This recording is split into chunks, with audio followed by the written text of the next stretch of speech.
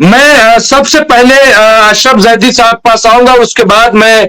Syria پر بھی چرچا کروں گا جو وہاں پہ صورتحال ہے، کیونکہ جناب زینب کے روضے پر جس طریقے سے وہاں پہ یہ بھی کہا جا رہا ہے کہ بلی تھیلے سے اب باہر آنے لگی ہے، اس پر بھی میں چرچا کروں گا کہ کس طرح سے کیا ہے پورا معاملہ۔ سب سے پہلے جو سیز فائر ہوا ہے، سیز فائر کا جس طریقے سے کل اعلان ہوا ہے رات میں، کیسے دیکھتے ہیں اشرف زیدی صاحب؟ آپ نے بھرپور نظر اس پہ بنائی ہوئی تھی، آپ اس پہ بات بھی کرتے رہے ہیں، فکر مند بھی تھے کہ کسی طریقے سے یہ جنگ رکے۔ اب جبکہ سیز فائر ہوا ہے 15 مہینے بعد، کیسے دیکھ رہے ہیں؟ کتنا اعتماد ہے، کتنا بھروسہ ہے؟ اور ابھی سیز فائر لاگو نہیں ہوا ہے، یہ اتوار سے لاگو ہوگا، آخر کیوں اشرف زیدی صاحب؟ دیکھیے، جو سیز فائر اسرائیل اور حماس کے بیچ ہوا ہے، اس کو لے کے بہت سارے جو چیزیں ہیں وہ ابھی باقی ہیں، واضح نہیں ہو پائی ہیں۔ یہ تو واضح ہو چکا ہے کہ اسرائیل ہی اس سیز فائر کے بیچ میں ایک روڑا تھا، اور امریکہ کے طرف سے بھی بہت زیادہ سیز فائر کرنے کے لیے اسرائیل کو دباؤ میں نہیں لیا گیا۔ یہ آج وہ لوگ جو حماس کو بار بار متہم کر رہے تھے کہ حماس سیز فائر نہیں چاہتا، دنیا کے لیے اور دنیا کے تمام عدالت پسند لوگوں کے سامنے یہ بات واضح ہو گئی کہ اصل روڈا کہاں تھا، اصل جو سیز فائر کے درمیان مشکلات تھی وہ کس کی طرف سے تھی۔ جو سیز فائر ہوا ہے وہ یقیناً ایک بہت بڑی خوشی کی بات ہے پوری انسانیت کے لیے، پوری دنیا میں جو عدالت چاہتے ہیں، جو سکون چاہتے ہیں، جو امن چاہتے ہیں، امن پسندوں کے لیے ایک خوشی کی بات یقیناً ہے۔ لیکن یہ سیز فائر کس طرح سے امپلیمنٹیشن ہوگا اس کا، اور اسرائیل کتنا سچا ہے اس کے شرائط ماننے کے لیے، یہ ابھی بھی ایک چیز ہے جو لوگوں کے ذہنوں میں موجود ہے۔ اور اسرائیل کو قابل بھروسہ آج کی تاریخ میں نہ یورپ میں رہنے والا، نہ ایشیا میں رہنے والا، اور نہ ہی دنیا کے کسی کونے میں رہنے والا اس کو قابل بھروسہ نہیں مانتا۔ امریکہ کی طرف سے ایک دباؤ یقیناً تھا، چونکہ ٹرمپ تو ایڈمنسٹریشن کو اپنے سنبھالنا ہے، اس کو آفس میں آنے سے پہلے پہلے اسرائیل کے اوپر ایک دباؤ بنایا گیا کہ سیز فائر آپ کیجئے۔ اب یہ سیز فائر کر کر اس طرف نیتنیاہو چاہتا ہے کہ امریکہ کو خوش کرے، آنے والا جو صدر ہے ٹرمپ اس کو خوش کرے۔ دوسری طرف جو مشکلات ہیں وہ یہ ہیں کہ اپنی عوام کو، اسرائیل کے اندر رہنے والے جو لوگ ہیں ان کو دکھانے کے لیے نیتنیاہو کے پاس کچھ نہیں ہے، وہ خالی ہاتھ ہیں۔ اپنی کیبنٹ کے اندر کس طرح سے سہمتی بنائے، کس طرح سے ان کو سیز فائر کے اوپر، اس سیز فائر کے اوپر کے جس سیز فائر کے ساتھ اس کو کچھ نہیں ملنے والا سوائے ایک جو ذلت ہے، جو شکست ہے، شکست کے علاوہ اس کو کوئی چیز نظر نہیں آ رہی ہے۔ ایک طرف وہ فرنٹ ہے جس کو ہم ریسسٹنس بلاک کہتے ہیں، وہ خوشیاں منا رہے ہیں۔ ان کے پاس یقیناً انہوں نے اپنے لیڈرز کو کھویا، انہوں نے اپنی عوام کو کھویا، بچوں کو شہید اس راستے میں شہید کرایا اور بہت ساری قربانیاں پیش کی، لیکن آج وہ لوگ اس اصول کی جنگ میں، جو اپنے اوپر جو ایک اتیاچار تھا اس کو برداشت کرتے ہوئے، صبر جس طرح سے انہوں نے کیا، 1 سال سے زیادہ ان کے اوپر پانی بند تھا، کھانے کی پریشانیاں تھی، غزہ کے اندر رونما ہونے والے جو حالات تھے ان کا مقابلہ کیا، لیکن دشمن کے سامنے انہوں نے گھٹنے نہیں ٹیکے۔ یہ ان کی یقیناً آج ایک بہت بڑی جیت ہے، اور دنیا ان کو مبارکباد دے رہی ہے، چونکہ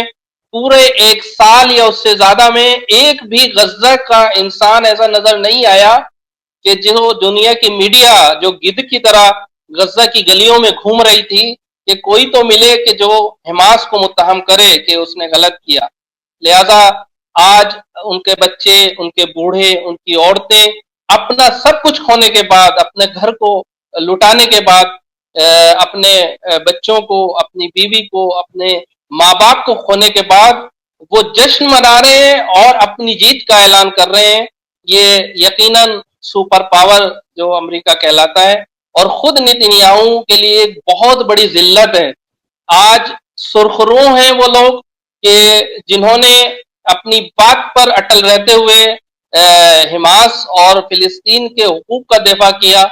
میں مبارکباد دینا چاہتا ہوں حماس کے لوگوں کو، حماس کی لیڈرشپ کو. اس کے علاوہ حزب اللہ کے وہ قائد، وہ ایک جو اس کے کمانڈرز جو اس راستے میں جنہوں نے جام شہادت نوش کیا، یقیناً ان کی مردانگی تھی کہ جس کی وجہ سے انہوں نے دنیا کا مقابلہ کیا، دنیا کی سخت ترین حالات کو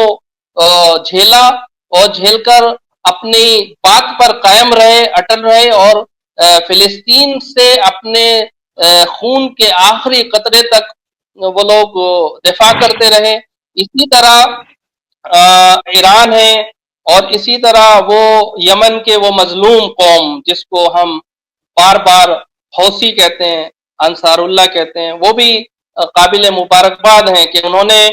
دنیا کا مقابلہ کیا، ہر طریقے کی سختی برداشت کی، بمبارمنٹ برداشت کی، لیکن مظلوموں سے دفاع سے اپنا ہاتھ پیچھے نہیں کھینچا. دنیا یاد کرے گی، تاریخ جب بھی اس جنگ کو، اس 1 سال کی تاریخ کو لکھے گی تو یقیناً ان مجاہدین عالم کو، ان انسانیت کو ضرور یاد کرے گی کہ جنہوں نے مقاومت کی، ریسسٹنس کیا، اور اس برے حالات میں غزہ کے لوگوں کا، فلسطین کے لوگوں کا ساتھ دیا. دوسری بات، جب اگر آپ سیز فائر جو اسرائیل کی طرف سے کہ اس کی ایکسیپٹنس کتنی ہے، آیا وہ قبول ہوگا یا نہیں ہوگا، یا کس طرح امپلیمنٹ. دیکھیے اسرائیل اس وقت پھنسا ہوا ہے کہ جو کام وہ آج جس نتیجے پہ پہنچا ہے کہ حماس کو شکست نہیں دی جا سکتی ملٹری بیس پہ، اور ملٹریلی اس کو ہم نہیں دے سکتے، وہ چیز اسرائیل کے اندر، اسرائیل کی عوام اور اسرائیل کے بہت سارے لوگ اس سے پہلے بھی مطالبہ کر رہے تھے. لہذا اپنے کرسی کو خطرے میں دیکھتے ہوئے، کیونکہ یہ ڈیل، یہ سیز فائر کچھ نہیں مگر یہ کہ ایک شکست کا توق ہے نتنیاہو کے گلے میں اور ان تمام لوگوں کے گلے میں جو اسرائیل کو پچھلے 1 سال سے اس کنویں میں دھکیل رہے تھے. سوائے لوگوں کی موت اور ان کی شہادت اور ان کی جان لینے کے کوئی بھی کارنامہ نتنیاہو کے کارٹیکس میں نہیں ہے. لہذا ایک بہت بڑا سخت ہے، میں سمجھتا ہوں امریکہ کی جو گارنٹی ہے، قطر کی جو گارنٹی ہے، اور مصر کی اس میں جو گارنٹر بنے ہیں لوگ، ان لوگوں کے لیے ایک چیلنج ہے کہ یہ کیسے نتنیاہو کہ جو ایک کٹخنے کتے کی طرح اس پوری جنگ میں نظر آیا، اس کٹخنے کتے کو کیسے وہ رام کریں، کیسے اس کو کنٹرول کریں. یہ اب دنیا کے سامنے ایک بڑا چیلنج ہے. بہرحال دیکھنا ہوگا، سنڈے سے یہ ڈیل لاگو ہو جائے گی، سیز فائر لاگو ہوگا. اس کے بعد دیکھنے کے لیے دنیا نظارہ گر ہے کہ اس ڈیل کو کیسے لاگو کیا جاتا ہے. میں سمجھتا ہوں کہ خوشی کی بات یہ ہے کہ دنیا کے امن پسند لوگ جو چاہتے تھے وہ غزہ میں حماس نے اپنی طاقت کے بلبوتے، حزب اللہ نے اپنی طاقت کے بلبوتے، انصار اللہ نے اپنی طاقت کے بلبوتے، اور پورے جبہے